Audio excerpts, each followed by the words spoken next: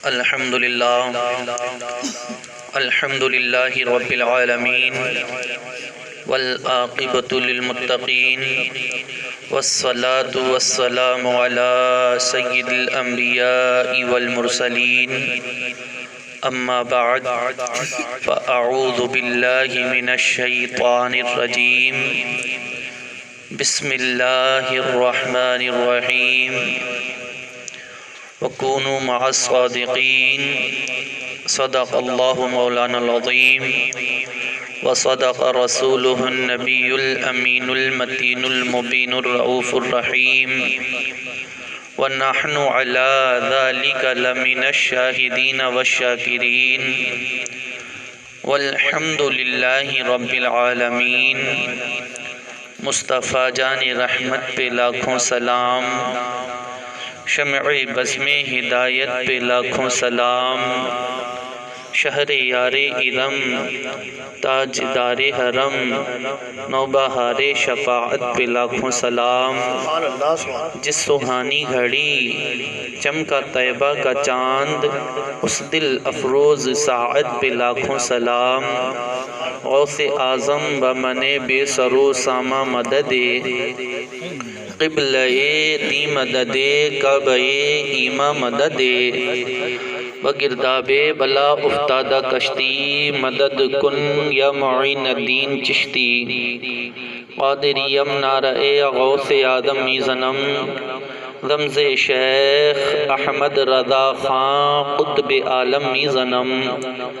قادریم نعرہ غوث آدم زنم رمز مرشد متقی مفتی اعظم زنم۔ ڈال دی قلب میں عظمت مصطفیٰ سیدی اعلی حضرت پہ لاکھوں سلام۔ تھا وہ اختر رضا علم کی کہکشاں نادش دین و ملت پہ لاکھوں سلام۔ قسم ہے کہ مشکل کو مشکل نہ پایا، کہا ہم نے جس وقت یا غوث اعظم تیرے ہاتھ میں ہاتھ میں نے دیا ہے، تیرے ہاتھ ہے لاج یا غوث اعظم۔ آئیے حضرات، ہم اور آپ ایک مرتبہ ضروری سمجھتے ہوئے نبی اور آل نبی پر محبت کے ساتھ درود و سلام کا ہدیہ نچھاور کریں۔ پڑھیے بآواز بلند، اللہم صلی علی سیدنا و مولانا محمد معدن الجود والکرم و آلہ الکرام و ابنہ الکریم و بارک وسلم صلاۃ و سلاما علیک یا رسول اللہ یا حبیب اللہ یا نبی اللہ صلی اللہ تعالی علیہ وسلم۔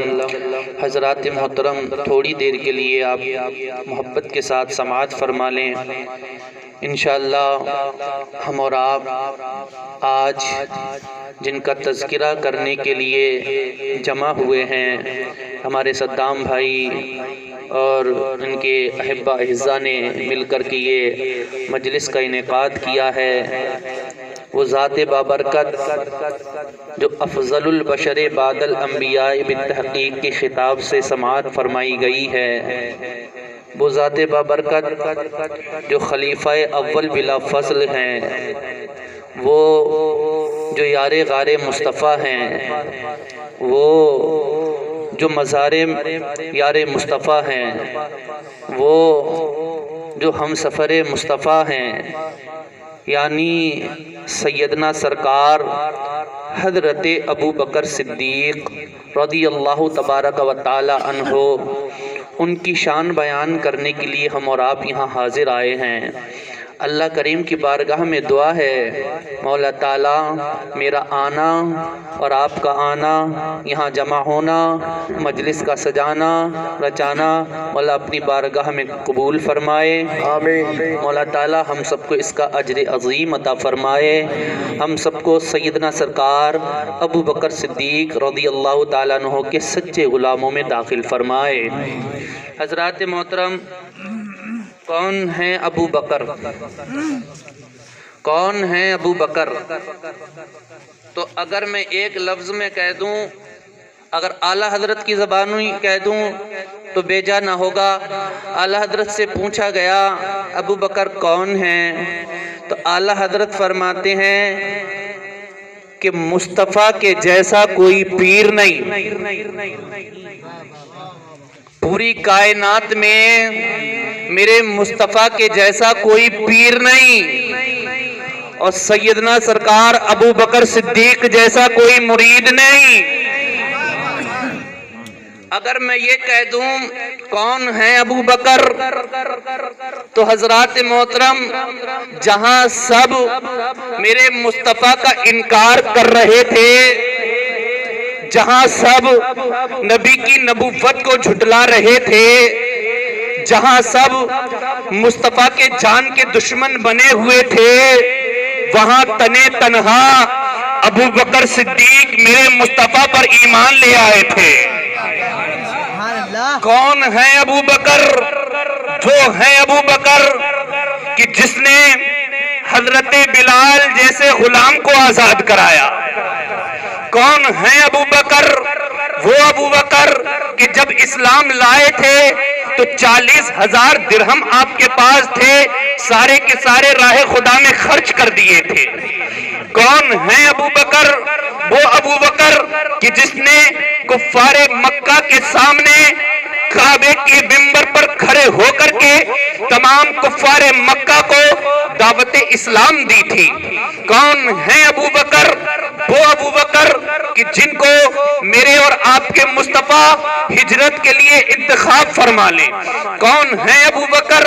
وہ ابو بکر کہ جس کو میرے اور آپ کے آقا یار غار فرما لیں اور یار مزار بھی فرما لیں۔ حضرت ابو بکر صدیق رضی اللہ تعالیٰ عنہ کا مرتبہ اگر جاننا ہے تو کسی اور سے نہیں۔ ہم آج کل جو لوگ باتیں کرتے ہیں کہ اولاد رسول، اور یہ آج کل میرے اس ایک مسئلہ یہ بہت چل رہا، صحابہ کو اور اہل بیت کو لڑانے کی باتیں کرتے ہیں، پڑھتے ہی نہیں۔ کتابیں پڑھیں تو پتہ لگے سیدنا سرکار امام زین العابدین کس کے بیٹے ہیں؟ حضرت امام حسین کے ہیں کہ نہیں؟ امام حسین کس کے بیٹے ہیں؟ حضرت علی کے۔ تو امام زین العابدین کون ہوئے؟ حضرت علی کے پوتے۔ ان سے پوچھا گیا کہ حضور یہ بتائیں حضرت ابو بکر صدیق رضی اللہ تعالیٰ عنہ کا مرتبہ کیا ہے؟ یہ امام زین العابدین سے سوال کیا گیا، کہا حضور بتائیں کہ ابو بکر صدیق رضی اللہ تعالیٰ عنہ کا مرتبہ کیا ہے؟ تو آپ ٹک کے بیٹھے ہوئے تھے، سیدنا سرکار جیسے ہی ابو بکر صدیق رضی اللہ تعالیٰ عنہ کا نام سنا سمٹ کر کے بیٹھ گئے۔ ادب دیکھیں، سمٹ کر بیٹھ گئے۔ بیٹھنے کے بعد فرمایا کہ ابو بکر کا مرتبہ آج بھی وہی ہے جو کل تھا۔ ابو بکر کا مرتبہ آج بھی وہ ہے جو کل تھا۔ کہا حضور کل کیا تھا؟ کہا کل وہ تھا جو آج ہے۔ مسئلہ تو واضح ہی نہیں ہوا کہ کل جو تھا وہ آج ہے اور جو آج ہے وہ کل تھا۔ کہا حضرت سمجھا دیں بات کیا ہے؟ تو کہا سنو، کل بھی ابو بکر مصطفیٰ کے ساتھ تھے اور آج بھی ابو بکر مزار میں مصطفیٰ کے ساتھ۔ اللہ سبحان اللہ، نعرہ تکبیر، نعرہ رسالت، مسلک اعلی حضرت فیضان ابو بکر صدیق خلیفہ اول کانفرنس۔ سبحان اللہ سبحان اللہ، ماشاءاللہ۔ یہ ہے سیدنا سرکار ابو بکر۔ میں 2-3 باتیں حضرت ابو بکر صدیق کی پیش کروں گا، اس کے بعد اپنی جگہ لے لوں گا۔ آپ کو اگر اچھا لگے گا سننے تو مجھے سنانے میں کوئی حرج نہیں، لیکن رات زیادہ سرد ہو رہی ہے، ٹھنڈی ہو رہی ہے، آپ بھی کافی دیر سے بیٹھے ہوئے ہیں، لیکن یہ باب ابو بکر صدیق جو ہے نا، جب یہ کھلتا ہے، جب اس جو ہے کیا ہے چیپٹر جو ہے کیا ہے اس بک کے چیپٹر کھلتے ہیں تو بندہ یہ نہیں کہتا کہ حضرت بس کرو، کھلتا ہی چلا جاتا ہے، مزہ ہی اتنا ہے۔ کون ہے ابو بکر صدیق؟ سنو، انسان کے اندر 3 چیزیں بہت پیاری ہوتی ہیں، سکون سے سنو۔ 3 چیزیں، ایک جان، ایک اس کا مال اور تیسری اس کی اولاد۔ جان، مال، اولاد۔ اور ابو بکر صدیق نے تینوں کا امتحان دیا مصطفیٰ کی بارگاہ میں۔ آؤ پہلے جان کا ہی دیکھ لیتے ہیں، جان کا کیسے امتحان دیا۔ حضرت ابو بکر صدیق رضی اللہ تعالیٰ عنہ جب کلمہ پڑھ لیا نا، کلمہ پڑھ لیا. بات بہت لمبی ہے, چھوٹی سی بالکل بیان کر کے نکل جاؤں گا. کلمہ پڑھ لیا. جب ابو بکر صدیق رضی اللہ تعالیٰ عنہ نے مصطفیٰ کہا, تب کیا ہوا, کفار مکہ کو پتہ چلا.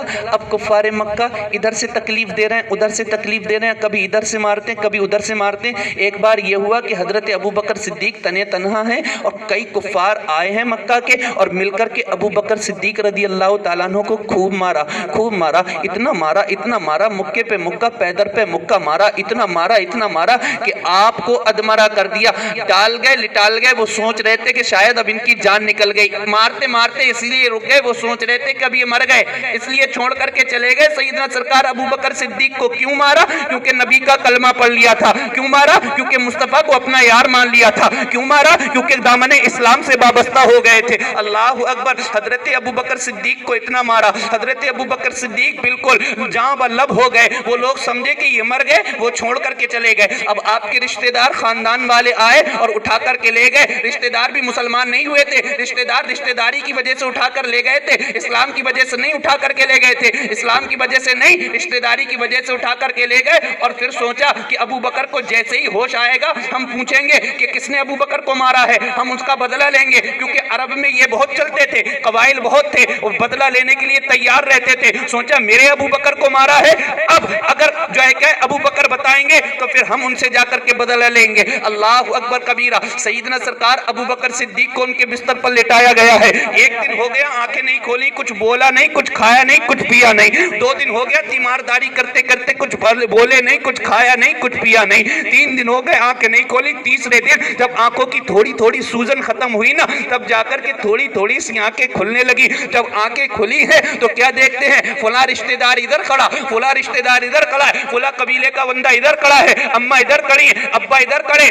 سارے لوگ دیکھ رہے ہیں. لیکن ابو بکر صدیق کی آنکھیں کسی پر رک نہیں رہی. کبھی ادھر دیکھتے, کبھی ادھر دیکھتے, کبھی آگے دیکھتے, کبھی پیچھے دیکھتے. اللہ اکبر. جیسے ہی تھوڑی تھوڑی آنکھیں کھلی تب اماں جی, اماں ماں ہوتی ہے, ماں جو ہے کیا ہے پیالے میں پانی لے کر کے پاس میں آ گئی اور کہنے لگی لے میرے لال تو تھوڑا سا پانی پی لے. اللہ اکبر کبیرہ. لے میرے لال تھوڑا سا پانی پی لے. سیدنا سرکار ابو بکر صدیق رضی اللہ تعالیٰ عنہ نے پانی کو پھینکا اور پھینکنے کے بعد کہتے ہیں مجھے یہ بتاؤ میرے مصطفیٰ کہاں ہیں. اللہ اکبر کبیرہ. اب جتنے رشتہ دار تھے, جتنے قبیلے والے تھے, جیسے ہی نبی کا نام سنا ہے پیچھے ہٹ جاتے ہیں اور کہتے ہیں دیکھتی ہو اپنے بیٹے کا جواب, جس کی وجہ سے یہ پٹا ہے اسی کا پھر نام لے رہا ہے. اللہ اکبر. حضرت ابو بکر صدیق کہتے ہیں اماں مجھے یہ بتا دو میرے آقا کیسے ہے. یا رسول اللہ مجھے یہ بتا دو میرے آقا کیسے ہے. اب جتنے بھی رشتہ دار تھے سارے کے سارے رشتہ دار چھوڑ کر کے جانے لگے. جب رشتہ دار چھوڑ کر کے جانے لگے تو اماں نے کہا تھا بیٹے دیکھ تیرے رشتہ دار تجھ سے ناراض ہو کر کے جا رہے ہیں. تب ابو بکر صدیق کا جواب یہ تھا اماں مجھے رشتہ دار کے بارے میں نہ بتاؤ, مجھے تو مدینے کے تاجدار کے بارے میں. واہ واہ واہ, سبحان اللہ. نعرہ تکبیر, نعرہ رسالت. خلیفہ اول کانفرنس علماء اہل سنت عرس ابو بکر صدیق. سبحان اللہ سبحان اللہ. اماں مجھے رشتہ دار کے بارے میں نہیں, مجھے میرے یار مدینے کے تاجدار کے بارے میں بتاؤ. یہ آقا ابو بکر صدیق ہیں. اور یہی نہیں, حضرت ابو بکر صدیق, اور ذرا ان کا جذبہ تو دیکھیں. حضرت ابو بکر صدیق قسم خدا کی, اب یہ تو جان کی بات ہو گئی. میں نے ایک دن حضرت ابو بکر صدیق رضی اللہ تعالیٰ عنہ نکل کر جا رہے تھے. یہودیوں کا بہت بڑا جلسہ ہو رہا تھا, 1.5 لاکھ کا مجمع تھا.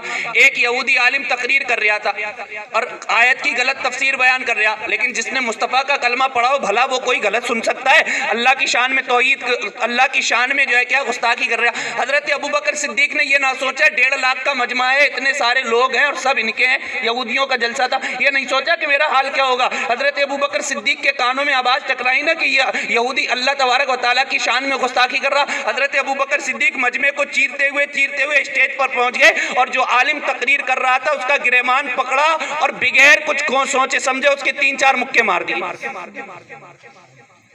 1.5 لاکھ کے مجمع میں, مجمع ان کا ہو, مولانا ان کا ہو, تقریر کرنے والا ان کا ہو, اسپیکر ان کا ہو, بولنے والا ان کا ہو, اور اکیلا تنہا بندہ. سوچنے کی بات ہے. کون سی چیز تھی جو حضرت ابو بکر صدیق کو 1.5 لاکھ کے مجمع سے خوف زدہ نہیں کر سکی؟ تب ڈاکٹر اقبال کی زبانی کہو تو پتہ چلے گا دو عالم سے کرتی ہے بیگانہ دل کو، دو عالم سے کرتی ہے بیگانہ دل کو، عجب چیز ہے لذت آشنائی، عجب چیز ہے لذت آشنائی، جب عشق کی لذت کسی کو مل جاتی ہے پھر وہ یہ نہیں دیکھتا ہے مجمع کتنا بڑا ہے۔ اچھا عشق بھی دو طریقے کا آج کل ہونے لگا ہے، پہلے تو عشق ایک ہی طریقے کا تھا، اب بھیا دو طریقے، ایک عشق مجازی، ایک عشق حقیقی۔ آج بھی اگر آپ اس کا اندازہ لگانا چاہیں تو دیکھ سکتے ہیں آپ کانوں میں ایئر فون ایئر بڈس لگا کر کے لوگ جو ہے کیا باتیں کرتے پھر رہے ہیں، ان کو یہ نہیں پتا ہم کوڑے کے ڈھیر پہ کھڑے ہیں، دھوپ پڑ رہی ہے، بارش ہو رہی ہے، نا کیوں عشق میں پڑ گئے، یہ عشق مجازی ہے۔ ارے عشق مجازی کا جب یہ عالم ہے تو سوچو نا یار عشق حقیقی کا عالم کیا ہوگا۔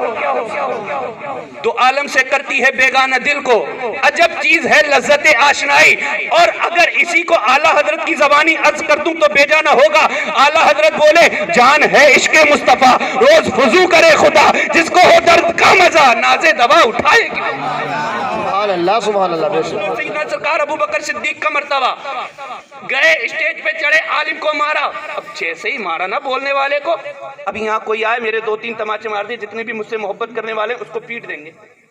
سارے لوگ ٹوٹ پڑے، حضرت ابو بکر صدیق کو گریبان پکڑنے کے لیے ٹوٹ پڑے، تو ان کا جو مولانا بولنے والا تھا نا، اس نے کہا نا ان کو یہاں کچھ نہ کہو، ان کو یہاں نہ مارو، چلو اس کا فیصلہ مصطفیٰ سے کرواتے، ان کا فیصلہ ان کے نبی خود کریں گے۔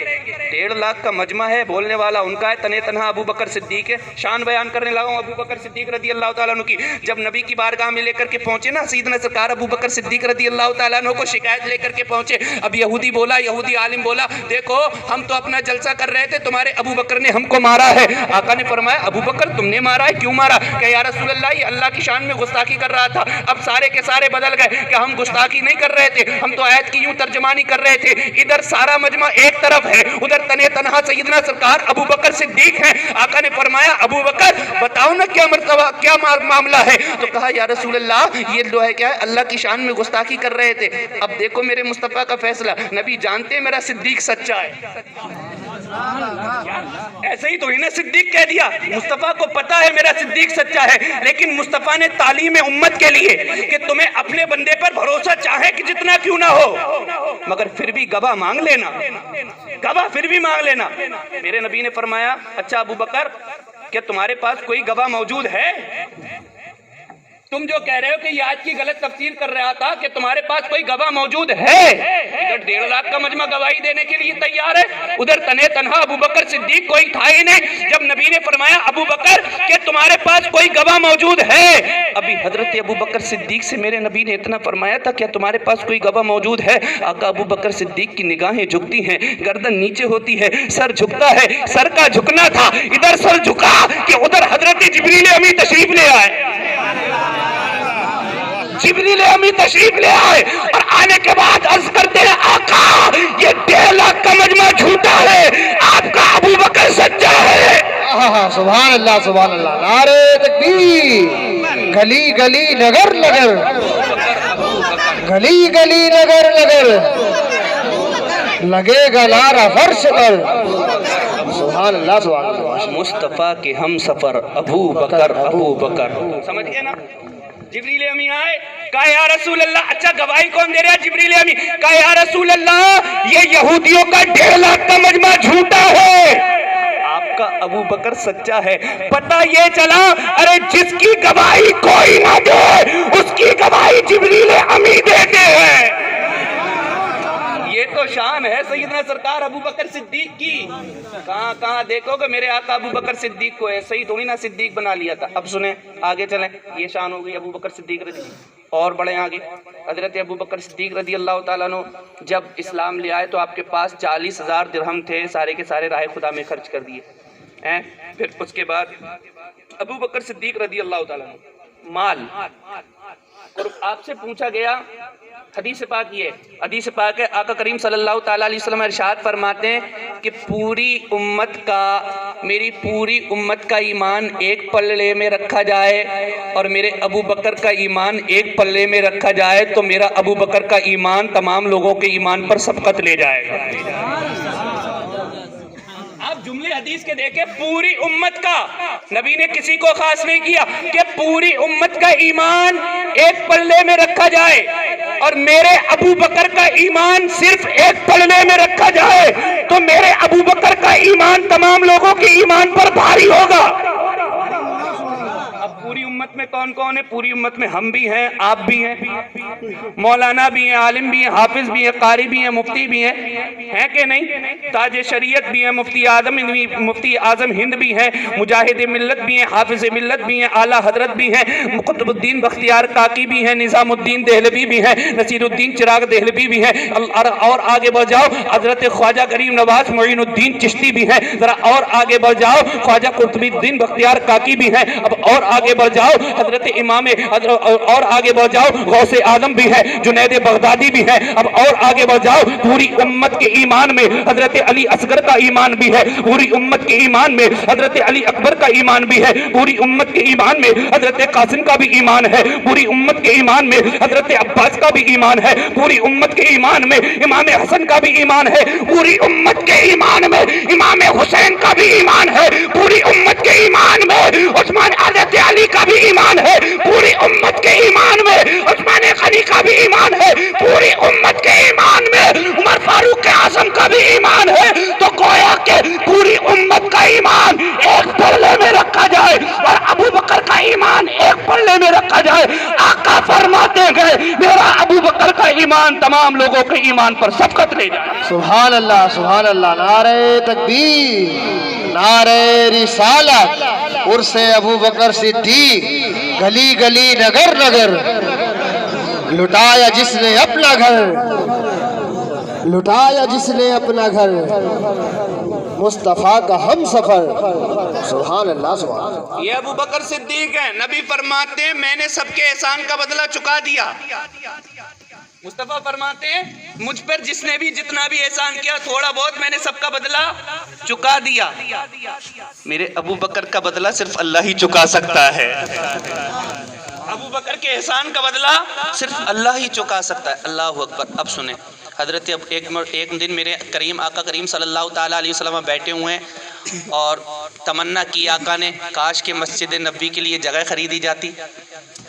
مجمع میں بیٹھے ہوئے تھے، سیدنا سرکار ابو بکر صدیق چپکے سے اٹھے پیچھے سے اور چل دیے۔ آقا نے فرمایا ابو بکر کدھر؟ کہا حضور آپ نے تمنا ظاہر کی ہے نا کہ مسجد نبوی کے لیے زمین خریدنا ہے، وہ زمین خریدنے کے لیے جا رہا ہوں۔ ابو بکر میرے تو پیسے ڈال دو۔ کہا حضور یہ ابو بکر بھی آپ کا ہے اور اس کا مال بھی آپ کا ہے، یہ ابو بکر بھی آپ کا ہے، اس کا مال بھی آپ کا ہے۔ اب مجھے بتاؤ حضرت ابو بکر صدیق رضی اللہ تعالیٰ عنہ نے زمین مسجد نبوی کی جو نبی کو زمین پسند آئی تھی وہ خریدی اپنے پیسوں سے، 2 یتیم بچوں سے خریدی، مسجد نبوی کے لیے وقف کر دی۔ اب آپ سے پوچھنا چاہتا ہوں جب آپ مسجد کے لیے کوئی جگہ وقف کر دیتے ہو، کوئی بندہ بھی وقف کرتا ہے مسجد میں تھوڑا بہت بھی حصہ لیتا ہے تو نماز پڑھنے والوں کو اس کا ثواب، مطلب جو نماز اس میں پڑھتے ہیں اس کا ثواب آپ کو بھی ملتا ہے۔ آپ اپنے سجدے کا تو ثواب لے سکتے ہیں لیکن مولانا کے سجدے کا نہیں لے سکتے۔ کیسے لے سکتے ہیں؟ آپ مسجد میں تعمیر کروا دیں آپ کو اس کا بھی ثواب ملے گا۔ سید صاحب کے سجدے کا ثواب ایسے لے سکتے ہیں، آپ مسجد تعمیر کروا دیں سید صاحب اس میں نماز پڑھیں گے ان کو بھی ان کا ثواب ملے گا، سید صاحب کے سجدے کا آپ کو بھی ثواب ملے گا کہ نہیں؟ حضرت ابو بکر صدیق وہ ہیں کہ جنہوں نے مسجد نبوی کی زمین لی اور مسجد نبوی تعمیر کروائی۔ تو اب مجھے بتاؤ وہ مسجد نبی، ایک مسجد عام مسجد میں یہ ہے کہ اگر کوئی بندہ سجدہ کرے اس کو بھی ثواب اور جس نے وقف کی ہے اس کا بھی ثواب ملتا ہے۔ حضرت ابو بکر صدیق امت کے وہ رہنما ہیں کہ جنہوں نے مسجد نبوی کو وقف کیا ہے اور مسجد نبوی میں ہم جیسے گناہگار ہی نہیں۔ سنو تو مسجد نبوی میں کون کون؟ صرف غوث اعظم نے نہیں، صرف خواجہ غریب نواز نے نہیں، صرف قطب الدین بختیار کاکی نے نہیں، صرف اعلیٰ حضرت نے مفتی اعظم ہند تاج الشریعہ نے نماز نہیں پڑھی ہے، بلکہ مسجد نبوی تو وہ ہے کہ جس میں میرے آقا امام حسین کا بچپنا گزرا ہے۔ امام حسین نے سجدے کیے گئے مسجد نبوی میں، حضرت علی نے سجدے کیے گئے مسجد نبوی میں، عثمان ذوالنورین نے سجدے کیے گئے مسجد نبوی میں، عمر فاروق اعظم نے سجدے کیے گئے مسجد نبوی میں۔ ارے ان سب کو چھوڑو، خود 10 سال تک نبیوں کے امام نے سجدے کیے ہیں مسجد نبوی۔ کیا شان ہے ابو بکر صدیق، ایک مرتبہ مسجد کی تعمیر کے لیے جگہ وقف کر دی اور پھر سب کے سجدوں کا ثواب اپنے نام کر لیا۔ اب مجھے تعجب ہوتا ہے جو حضرت ابو بکر صدیق رضی اللہ تعالیٰ عنہ کی شان میں بھونکتے ہیں، نمبر وہ بھی جا کر کے مسجد نبوی میں لگاتے ہیں کہ ہمیں یہاں پر سجدہ کرنے کے لیے مل جائے۔ ان کی شان میں بھونک رہے ہو تو پھر اپنا سجدہ الگ کرو نا، کیوں نمبر لگاتے ہو ابو بکر صدیق کی جاگیر میں؟ حضرت ابو بکر صدیق وہ ہیں کہ جن کے بارے میں میرے مصطفیٰ خود فرماتے ہیں سب لوگوں کے احسان کا بدلہ میں نے چکا دیا، ابو بکر کے احسان کا بدلہ میرا مولا چکائے گا۔ یہ ابو بکر صدیق ہیں۔ اور ایسے ہی نہیں، اور آگے بڑھو، کون ہے ابو بکر صدیق رضی اللہ تعالیٰ عنہ؟ قسم خدا کی جتنا باپ کھولتے جائیں گے اتنا ہی آپ کو مزہ آتا چلا جائے گا۔ ابو بکر صدیق، ایک مرتبہ نبی پاک صلی اللہ تعالیٰ علیہ وسلم نے فرمایا لوگو ذرا وقفے سے ملا کرو، ایک دن چھوڑ کے ایک دن ملا کرو، سمجھ رہے نا آپ؟ حضور کیوں؟ کب؟ تھوڑے تھوڑے، یعنی گیپ کرنے سے محبت بڑھتی ہے، گیپ کر کر کے ملو گے تو نا محبت بڑھتی ہے، وقفے سے ملا کرو۔ اب یہ کانوں میں آواز ٹکرائی سیدنا سرکار ابو بکر صدیق رضی اللہ تعالیٰ عنہ کے، تو آپ نے ظہر کی نماز پڑھی، بغیر نبی سے مصافحہ کیے، ملاقات کیے، واپس چلے گئے۔ لیکن نبی نے ظہر کی نماز کے بعد دیکھا میرا ابو بکر نہیں آیا، پھر عصر کی نماز پڑھی، آقا ابو بکر صدیق نے عصر کی نماز پڑھی، پھر واپس چلے گئے۔ مصطفیٰ نے پھر دیکھا میرا ابو بکر ملاقات کے لیے نہیں آیا، پھر مغرب کی نماز پڑھی، نماز پڑھنے کے بعد پھر حضرت ابو بکر صدیق، کیونکہ نبی نے فرمایا تھا وقفے سے ملو، اور ابو بکر صدیق وہ گئے جنہوں نے نبی کے سامنے کبھی چونو چرا نہیں، حضور نے جو فرما دیا حق۔ جب میرے مصطفیٰ معراج کی رات گئے تھے، سیر کر کے آئے تھے جنتوں کی، اور سارے آسمان کو کراس کر کے سیر کر کے آئے تھے اور واپس آ رہے تھے، تو آقا نے فرمایا اے جبرائیل میں جا رہا ہوں، میں نے اتنی سیر کر لی، سب کچھ سیر کر لی ہے، سب کچھ دیکھ لیا ہے، اگر میں جا کر کے بتاؤں گا اپنی امتیوں کو تو میری بات کی تصدیق کون کرے گا؟ میری بات کو کون مانے گا کہ اتنا لمبا سفر، کنڈی بھی ہلتی رہی، بستر بھی گرم رہا، اللہ سے باتیں بھی کر لی، جنت کی بھی سیر کر لی، میری بات مانے گا کون؟ تو حضرت جبریل امی کہتے ہیں یا رسول اللہ کوئی مانے یا نہ مانے لیکن آپ کا ابو بکر ضرور مانے گا، کوئی مانے یا نہ مانے۔ تو مصطفیٰ، اور یہی ہوا تھا جب حضرت ابو بکر صدیق، جب نبی واپس آئے، نبی نے فرمایا میں رات آسمان کی سیر کر کے آیا ہوں، تو ابو جہل جیسا کافر ہنس رہا تھا، مذاق اڑا رہا تھا، اور اس کو تو بہانہ مل گیا تھا کہ یار اتنا لمبا سفر، آسمانوں کا سفر، 7 آسمان پار کر کے جنت و دوزخ، اب اس کو موقع مل گیا کہ یہ نبی ایسی ایسی باتیں کرنے لگے، لوگوں میں مذاق اڑا رہا تھا جا کر کے۔ اب حضرت اس کو پتا تھا نا ابو بکر صدیق ایمان لے آئے، تو ابو بکر صدیق رضی اللہ تعالیٰ عنہ کے پاس آ کر کے ابو جہل کہنے لگا ابو بکر یہ بتاؤ اگر کوئی یہ کہہ دے کہ میں 27,000 دنوں کا سفر صرف چند منٹ، چند لمحے میں کر کے چلایا ہوں تو کیا مانو گے؟ اچھا اس ٹائم راکٹ اور جو ہے کیا ہوائی جہاز تو تھے نہیں جو سفر کم ہو جاتا، تو کیا مانو گے؟ اتنی دور کا سفر، اتنی دیری کا سفر کوئی چند منٹوں میں کہہ دے کہ میں کرایا ہوں تو کیا مانو گے؟ ابو بکر صدیق کہتے یار یہ کون سی ماننے والی بات ہے؟ اس کو موقع ملا نا ابو جہل کو، تو کہنے لگا وہ تم جس کو نبی مان چکے ہو نا وہ کہہ رہے ہیں کہ میں آسمانوں کی سیر کر کے آیا ہوں۔ ابو بکر صدیق نے کہا اگر مصطفیٰ کہہ رہے ہیں تو پھر ابو بکر مانتا ہے، جب نبی نے فرمایا ہے تو ابو بکر مانتا ہے۔ اب یہی ہوا، نبی نے فرمایا وقفے سے ملا کرو، گیپ کر کر کے ملو تو محبت بڑھتی ہے۔ ابو بکر صدیق ظہر پڑھی چلے گئے، عصر پڑھی چلے گئے، مغرب پڑھی چلے گئے، اور مصطفیٰ نے تینوں نمازوں میں مڑ مڑ کر دیکھا میرا ابو بکر نہیں دکھا۔ جب عشاء پڑھی تو پوچھا یار ابو بکر کہاں ہے؟ حضرت انس رضی اللہ تعالیٰ عنہ دوڑے دوڑے گئے حضرت ابو بکر صدیق کے گھر، یار ابو بکر کیا کرتے ہو؟ کیا ہوا؟ کیا مصطفیٰ تمہیں 4 بار پوچھ چکے ہیں، 4 مرتبہ تمہیں پوچھ چکے ہیں اور تمہوں کو ملاقات نہیں کی؟ دوڑے دوڑے آئے، حضور حکم فرمائیں کیا بات ہے؟ حضرت ابو بکر صدیق سے میرے مصطفیٰ نے فرمایا یار ابو بکر ظہر میں بھی نہیں ملے، عصر میں بھی نہیں ملے، مغرب عشاء میں بھی نہیں ملے، آخر کیا بات ہو گئی؟ کہ حضور آپ نے ہی تو فرمایا تھا وقفے سے ملا کرو محبت بڑھتی ہے، وقفے سے ملا کرو محبت بڑھتی ہے۔ تب نبی کے جملے تو دیکھو، میرے آقا فرماتے ہیں یار ابو بکر یہ تیرے لیے تھوڑی نہ فرمایا تھا، تو اس سے جدا ہے، یہ تو اوروں کے لیے تھا، تو میرے پاس رہا کر اور محبت بڑھتی ہے۔ بابا سبحان اللہ، نعرہ تکبیر، نعرہ رسالت، شان ابو بکر صدیق۔ سبحان اللہ سبحان اللہ ماشاء تیرے اللہ لیے تھوڑی نہ فرمایا تھا، اوروں کے لیے تھا۔ یہ ہے ابو بکر صدیق، یار تم جدا کرنا چاہتے ہو میرے مصطفیٰ سے ابو بکر کو، ہیں یہ ابو بکر صدیق رضی اللہ تعالیٰ عنہ ہجرت کی رات جب پہنچے نا، نبی نے فرما دیا تھا، اچھا نبی نے ہجرت کے لیے چنا بھی نہیں تھا کسی کو، کس کو چنا تھا؟ حضرت ابو بکر صدیق سے کہہ دیا تھا راتوں رات نکل جانا ہے کسی بھی ٹائم، سمجھ لو ابو بکر تیار رہنا۔ حضرت ابو بکر کا وجدان دیکھو۔ اب تھوڑا سی اور میں بات کر لوں، حضرت ہجرت کے لیے جب نبی پاک صلی اللہ تعالی علیہ وسلم گئے تھے تو بستر پر کس کو لٹا کر کے گئے تھے؟ حضرت علی کو۔ کس کو؟ مولا علی کو۔ بستر پر خطرہ تھا کہ نہیں؟ بستر پر پورا خطرہ تھا، کفار نے گھیر رکھا تھا اور مارنے کے لیے گھیرا تھا، لیکن میرے مصطفیٰ نے حضرت علی کو بلایا اور بلانے کے بعد کہتے ہیں علی آج رات تم میرے بستر پر سونا، صبح کو اٹھنا، فلاں کی امانتیں ہیں یہ دینا، اور پھر میرے پاس مدینے واپس آ جانا۔ جملوں پر غور کر لینا، بڑا اچھا لگے گا۔ نبی نے حضرت علی رضی اللہ تعالیٰ، اچھا ایمان بھی ہو تو صحابیوں کے جیسا، کہا علی میرے بستر پر آج رات تم سونا، صبح کو اٹھنا، امانتیں دینا، اور پھر مدینے مجھ سے آ کر مل لینا۔ حضرت علی نے مصطفیٰ کی چادر اوڑھی اور مصطفیٰ کے انداز میں سو گئے۔ کفار نے دیکھا ابھی تک نکلے نہیں ہیں، آج جاؤ چڑھائی کر دو۔ جب پہنچے ہیں نا اندر حملہ کرنے کے لیے پہنچے تو دیکھا کہ کوئی سو رہا ہے، تو کہا لاؤ چادر ہٹا کر کے دیکھیں۔ جب چادر ہٹائی نا چادر، تو چادر ہٹاتے ہی کیا دیکھ رہے ہیں کہ مصطفیٰ کی جگہ پر علی سو رہے ہیں۔ مصطفیٰ کی جگہ پر علی، تو علی کو تو مارنا نہیں تھا، مصطفیٰ کو مارنا تھا، علی سو رہے ہیں۔ واپس چلے گئے اور نبی راتوں رات وہاں سے نکل گئے۔ جب نکل گئے تو اب سنو، حضرت علی رضی اللہ تعالیٰ عنہ سے پوچھا گیا تھا علی یار یہ بتاؤ کہ کفار نے گھیر رکھا تھا اور تم اتنی نو ٹینشن سو رہے تھے، تلواروں کے سائے میں تمہیں نیند کیسے آ گئی؟ تلواروں کے سائے میں بھئی اگر ہمیں پتہ لگ جائے کوئی ہماری گھات میں لگا ہوا ہے تو ہم کو تو آنکھ نہیں لگے گی، علی تم بے خوف و خطر سوئے کیسے تھے؟ تب علی رضی اللہ تعالیٰ عنہ کا ایمان دیکھو، حضرت علی کہتے ہیں کہ اس رات کی ضمانت میرے مصطفیٰ نے لے لی تھی۔ واہ، کہا علی موت کا خوف نہیں تھا، کہا موت آ ہی نہیں سکتی تھی، کہا کیوں؟ کہا کہ اس رات کی ضمانت مصطفیٰ نے لے لی تھی۔ کہا وہ کیسے؟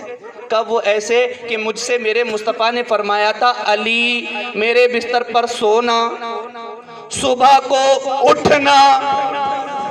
کیا فرمایا تھا؟ میرے بستر پر سونا، صبح کو اٹھنا۔ جب نبی نے فرمایا صبح کو اٹھ